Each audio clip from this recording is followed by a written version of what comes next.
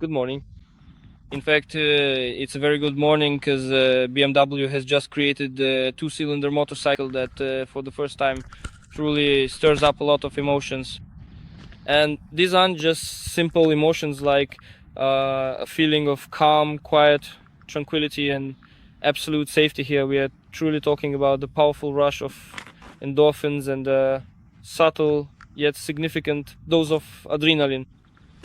We've known that for 2 years already. This is the engine from the BMW F 850 GS. Fortunately, it's been significantly modified. The engine in the GS specification wouldn't really suit a motorcycle that looks like this. Whether you like it or not, that's of course a personal matter, but you have to admit it looks aggressive and pretty fast. So what's new here? There's a new cylinder head, a new cylinder, and the piston's diameter has been increased by 2 millimeters.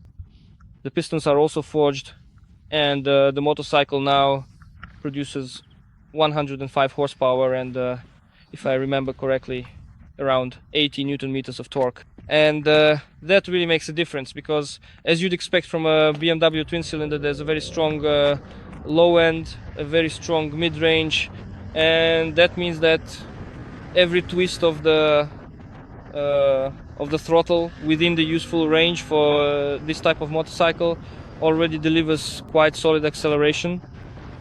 It's really interesting. Chassis. The frame comes from the small GS, the 850. The suspension is new, designed specifically for this model. Here we actually have a unit equipped with ISA, which means semi-active suspension. From what I can see, there isn't one like that at the front.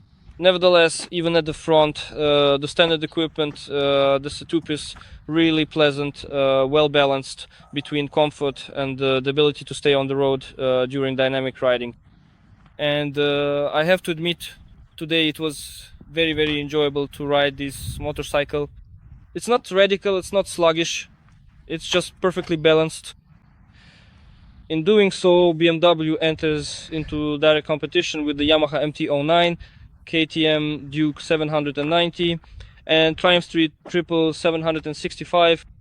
So these are some serious competitors. It certainly won't be easy for this BMW.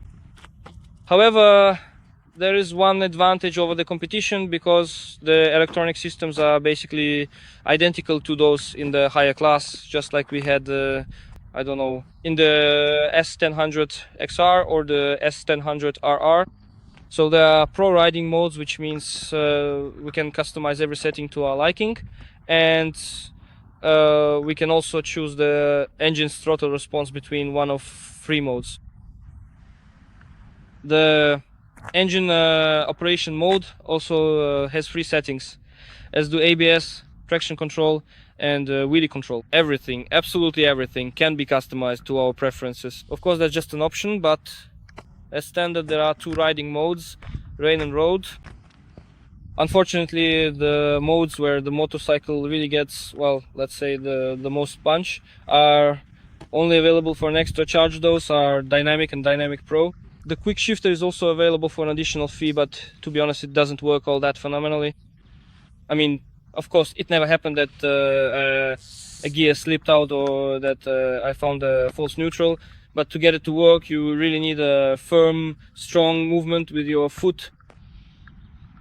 It operates really, really stiffly, especially when downshifting. However, I can't really complain about the ergonomics compared to the old F800R. The foot pegs are set a bit further back. Of course, this means that the riding position might be less comfortable in the long run, but today we rode well. I rode about 150 kilometers on this motorcycle and I found it quite comfortable, but it's not much of a touring bike. Above all, it's a city bike, and that's where it performs best. It really excels at those quick bursts from low and mid-range revs. It really loves doing that. On top of that, the handlebars are narrow, so it's easy to squeeze between cars, and it's very easy to get along with this motorcycle. It's very easy to sense what's going on with it. it's very easy to feel what's happening with the front end. It's very easy to sense those slight slips, and you feel that you still have grip to spare, that everything is working to keep you on the road, to make it safe and enjoyable. And that second word, enjoyable, is probably the most important here, because as I said, compared to previous two-cylinder BMW models, this is a world of difference. Like every modern motorcycle, it couldn't do without a large 6.5-inch LCD screen. We can display navigation via the BMW Ride Command app, I believe that's what it's called. Currently, only directional arrows are read from the phone. There's still no option to mirror your phone's screen onto the motorcycle's display to see the full map. But there's an interesting feature. There's a sport mode for the gauges, not the motorcycle itself. For example, there's an inclinometer. There's a percentage display for traction control activity. Brake delay is shown. And one more thing, lap timer. I don't know what for. I've never had a reason to use it, but it's there. Of course, there are plenty of other pieces of information, most of which probably hardly anyone will use. But in the standard view, it looks like this. It's simple, clear, and most importantly, even in really bright sunlight, there's no way this screen would be unreadable or the indicators unclear. All right. There are also questions about the build quality. Well, plastics are pretty much the bane of all modern motorcycles, but here it's actually not bad at all. You have to admit this plastic is quite thick and feels solid. There was also a comment about the weld. Here, it's probably one of the few that are visible. It's actually pretty good. And here, but it's not a disaster. But here's a cool feature. I really like this. See how a simple gadget can make life more pleasant. Of course, this isn't something new in BMW. It was also present in all the Husqvarnas as well. It's worth it. I also have to point this out because some really pleasant sounds come out of it.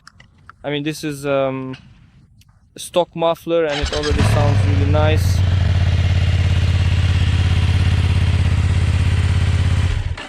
And just imagine if you put an Akrapovic on it, then it's a dream. But to sum up, the motorcycle is definitely a big plus. Really, really cool. BMW likes to eat, and that's good. Of course, this motorcycle won't have an easy life with such competition. And while it can compete on price, since it's priced at 39,900, which is very reasonable compared to the competition. Of course, if you add more equipment, the price goes up, but still, for a BMW, it's not bad. You have to admit, it's pretty decent. Personally, I can't wait until we take the whole gang, all four of these mid-class nakeds. Of course, mid-class in terms of engine capacity, although I'm not sure if you can really call 900 a small or mid-size engine. I can't wait. And well, I'm saying goodbye to you. See you. Bye. See you later. Hey!